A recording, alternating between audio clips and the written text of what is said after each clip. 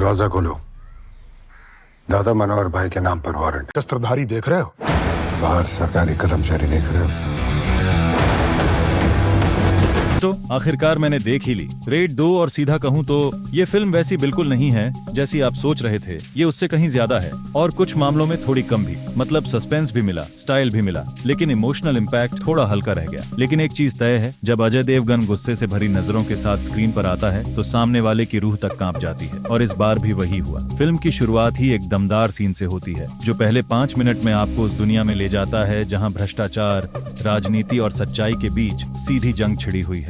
अजय देवगन फिर से अपने इंटेंस रेड ऑफिसर अवतार में है, लेकिन इस बार कहानी कहीं ज्यादा गहरी है। ये सिर्फ एक रेड नहीं बल्कि एक साइकोलॉजिकल और पॉलिटिकल दांव पेंच से भरी जंग है। और इस बार साथ में है राजकुमार राव यानी एक्टिंग का मास्टरमाइंड अजय देवगन के साथ कंधे से कंधा मिलाकर। अब बात करते हैं रितेश देशमुख की। भाई साहब, ऐसा डरावना, काल्म और अंडरप्लेड विलेन मैंने बहुत कम देखा है। वो मुस्कुराते हुए मारता है और उस मुस्कान में ही जान चली जाए वाली फील आती है। बैकग्राउंड स्कोर, उसके एक्सप्रेशंस और डिलीवरी सब मिलकर एक चिलिंग विलेन तैयार करते हैं। वानी कपूर को लेकर मुझे लगा था शायद सिर्फ ग्लैमर के लिए होंगी, लेकिन प्लेजेंटली सरप्राइज किया। स्क्रीन टाइम कम था लेकिन उसका असर रहा, खासकर वो सीन जिसमें उसका अजय के किरदार से सामना होता है। स्ट्रॉन्ग मोमेंट था वो। अब स्क्रीन प्ले टाइट है, ट्विस्ट्स ऐसे हैं जो आपको जेन्युइनली चौंकाते हैं।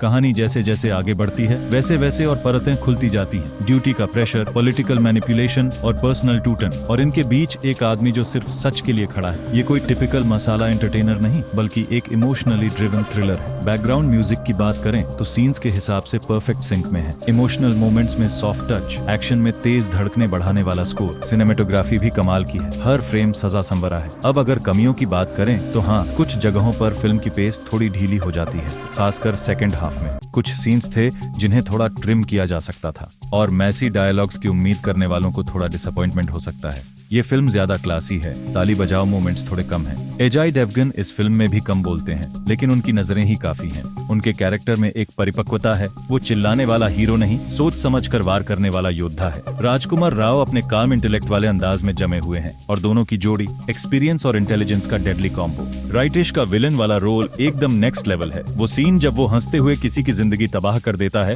Chills guaranteed. अब उन्हें ज्यादा सीरियस रोल्स मिलना ही चाहिए। और सबसे अच्छी बात, फिल्म इतनी लेयर्ड होने के बावजूद भी कभी कंफ्यूजन्स नहीं देती। हर कैरेक्टर का मोटिव क्लियर है, डायलॉग्स शार्प हैं और डिलीवरी टाइट। कई बातें कैरेक्टर्स बिना बोले ही कह जाते हैं, आंखों और साइलेंस से। Climax solid. जब अंतिम टकराव होता है तो पूरा हॉल चुप हो जाता है, और जब ट्विस्ट आता है तो एकदम झटका लगता है। प्रेडिक्टेबल नहीं है, और यही इसकी ताकत है। तो अगर आप सोच रहे थे कि रेड 2 सिर्फ पहला पार्ट दोहराएगी तो आप गलत हैं। ये कहीं ज्यादा गहरी, ग्रिटी और थॉटफुल फिल्म है। ये सिर्फ एक रेड नहीं, ये सिस्टम के खिलाफ छेड़ी गई एक खामोश क्रांति है, और अजय देवगन उसका सबसे खतरनाक सिपाही।